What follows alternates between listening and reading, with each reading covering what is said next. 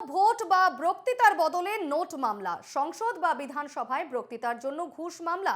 সাংসদ বিধায়কদের ছাড় নয়, সংসদ ও বিধায়ক ঘুষের কথা স্বীকার করলে অপরাধ।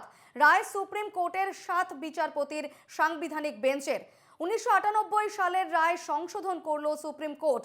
সাংসদ ও বিধায়কদের দুর্নীতি ও ঘুষ সংসদীয় গণতন্ত্রের কার্যকারিতা ধ্বংস করে, পর্যবেক্ষণ সুপ্রিম কোর্টের সাংবিধানিক বেঞ্চের।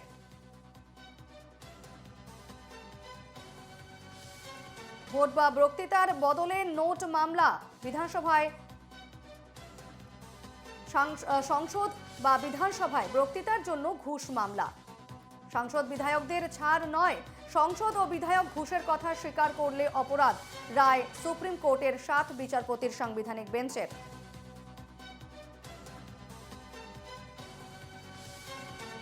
ভোটের বদলে নোট মামলায় কোনো সাংসদ অথবা বিধায়ক ঘুষ নিয়েছেন এমন অভিযোগ উঠলে তার বিরুদ্ধে যথাযথ আইনি পদক্ষেপ করা যাবে এবং এমনটাই রায় দিলেন সুপ্রিম কোর্টের 7 বিচারপতির সাংবিধানিক বেঞ্চ। 1998 সালের রায় সংশোধন করল সুপ্রিম কোর্ট।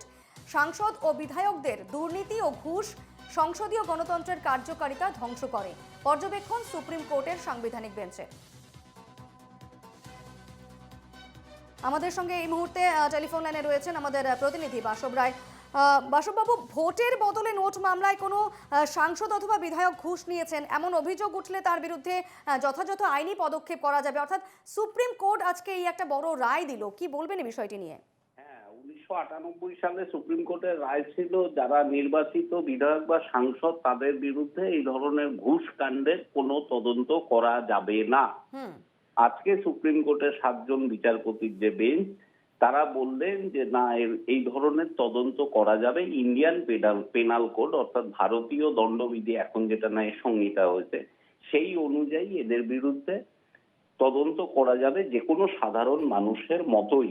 এখানে একটা কথা উল্লেখ করা যায়, সম্প্রতি কৃষ্ণনগরের তৃণমূল সাংসদ মহুয়া মৈত্রর বিরুদ্ধে যে অভিযোগ উঠেছে, অর্থাৎ তিনি টাকা নিয়ে সংসদে বক্তৃতা দিয়েছেন, এই জাতীয় ব্যাপারগুলো এই তদন্তের অধীনে চলে আসবে। যদিও এটা আগে হয়েছে বলে তো এই বিষয়ে হয়তো পরবর্তী ক্ষেত্রে তদন্ত অন্তত এই আইনে হবে না, কিন্তু আমাদের দেখতে হবে যে বিভিন্ন রাজ্যের যে রাজ্যসভার নির্বাচন হয় সেখানে রাজ্যসভার নির্বাচনে যেহেতু কোনো দল হুইপ জারি করতে পারে না, সম্প্রতি যেটা দেখা গেছে উত্তরপ্রদেশ এবং হিমাচল প্রদেশে এক দলে কংগ্রেসের বা সমাজবাদী পার্টির যারা বিধায়ক তারা সবাই দলে দলে ভোট দিয়েছে বিজেপিকে, এবং স্বাভাবিকভাবেই এগুলো টাকা পয়সা বা অন্যান্য সুবিধা ছাড়া হয় না, সেই সব বিষয়ে এখন তদন্ত হয়ে যাবে।